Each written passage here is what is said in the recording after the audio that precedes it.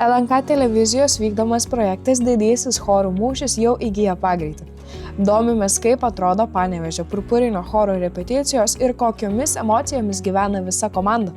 Projektas apskritai ar Panevėžio, ar kitam miestui sujungia labai į gražias bendruomenės, bent jau choristus, bet man atrodo ir šiaip miesto gyventojus, kai pamatai, kokie palaikymai kiekvieną miestą, tai man atrodo mobilizuoja labai fainai visus palaikyti savus. Anot Justo, tokio palaikymo iš ne tik Panevėžio, bet ir visos Lietuvos nei vienas choro narys nesitikėjo.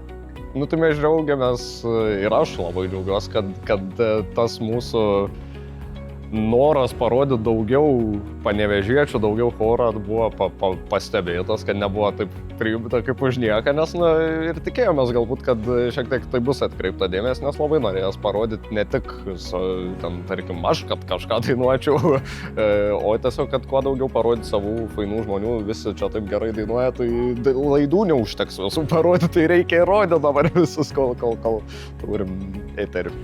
Pasiruošti laidų filmavimams pasirodo nėra taip lengva. Reikia susiderinti aprangą, choreografiją, o svarbiausia – išsirinkti dainą.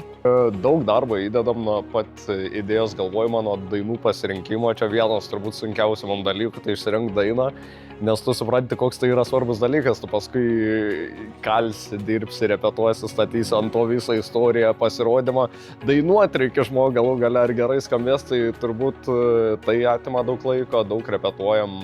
Panevėžy, Vilniui, daug dainuojam, tai, ta prasme, kaip įsivaizduojat, manau, tai panašiai ir yra. Tiesiog mažai miego, daug darbo šokant, daug darbo dainuojant ir galų gale tada jau pasirodom. Dažniausiai mano darbe vyksta, kai aš pasakau, visi manęs klauso, o čia labai daug emocijų yra, dėl to, kad tai yra nauja viskas. Jie galvoja ir apie dainavimą ir dar reikia jiem galvoti apie choreografiją. Tai darbas vyksta ganėtinai taip chaotiškai, visi turime daug idėjų, daug minčių, dalinamės visi savo pamastymais, kas yra paprasčiau, kas yra lengviau, kas įdomiau galėtų būti, tai darbas vyksta tarsi bičių avily. Panevėžio Purpurinio choro choristai yra išties skirtingi. Daugelis jų yra puikiai visiems žinomi panevėžiečiai.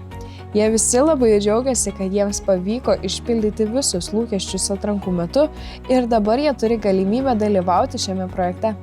Iš pat pradžių vos atėjus buvo labai keista, labai atrodo baimė tokia apima ir neaišku, ką sakyti, kaip bendrauti, norisi su visais sutarti.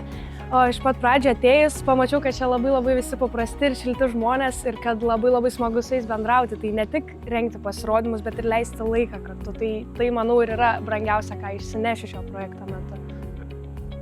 Šitas projektas subūrė komandą, chorą, tikrų panevėžiečių, kurie gali susivienyti kažkokiam bendram tikslui. Ir pirmiausia, tai gal tas buvo, kad būtume komanda. O antras dalykas, tai šitas projektas leidžia atstovauti miestą ir būtent jungia ne tik mus kaip 18-19 žmonių būrelį, bet ir jungia visą miestą ir visus panevėžiečius, kurie yra išvykę kažkur kitur. Tai tokia projekto yra labai graži idėja, kad tai yra tarsi jungtis, suvienyti gyventojus. Projektą išvysti galite sekmadieniais per LNK televiziją. Palaikykime miesto atstovus kartu.